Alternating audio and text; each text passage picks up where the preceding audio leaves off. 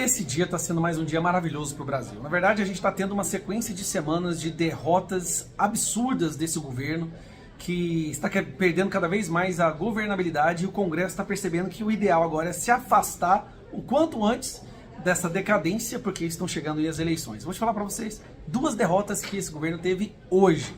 A primeira derrota que esse governo teve foi a da medida provisória do fim do mundo. Ela é conhecida como medida provisória do fim do mundo porque ela ia elevar os tributos, os impostos de tal forma que se especulava-se o aumento de 8% da gasolina, aumento de 8% do custo dos alimentos, que já estão mais caros do que no pior momento da pandemia.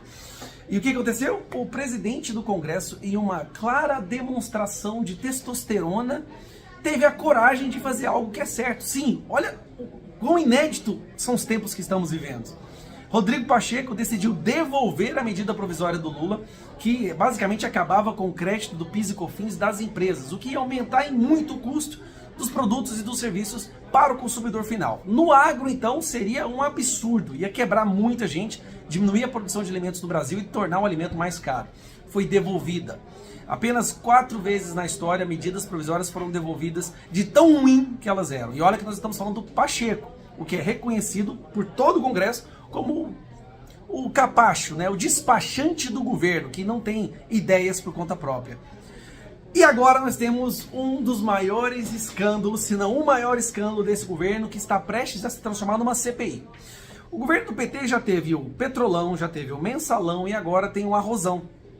Uma sequência de notícias que foram saindo mostrando o quão escancarada, o quão imatura, o quão juvenil foi essa tentativa de roubar centenas de milhões de reais do dinheiro público para a turminha do PT.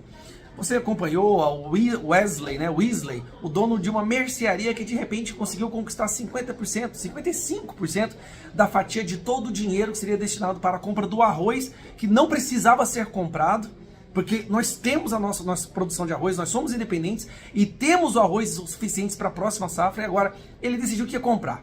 Fez uma licitação e nessa licitação vem empresas suspeitas, grupos de interesse ligados ao PT e uma empresa, gente, que tinha até um dia antes da licitação 80 mil reais de contrato social. E de repente houve uma explosão para 5 milhões, ninguém sabe de onde veio esse dinheiro.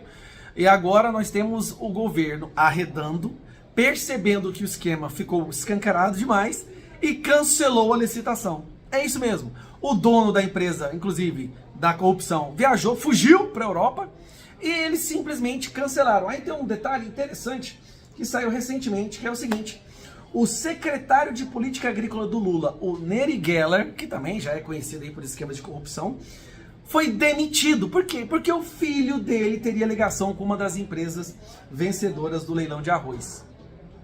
Eles inventaram que era necessário comprar esse arroz para poder continuar o suprimento, né, de arroz aqui no Brasil, pensando, a bandeira é, temos que dar arroz barato, gastando o nosso dinheiro, aumentando ainda mais o déficit do governo, o arrombo fiscal. Só que na verdade tudo não era nada mais, nada menos do que um esquema de corrupção que foi escancarado.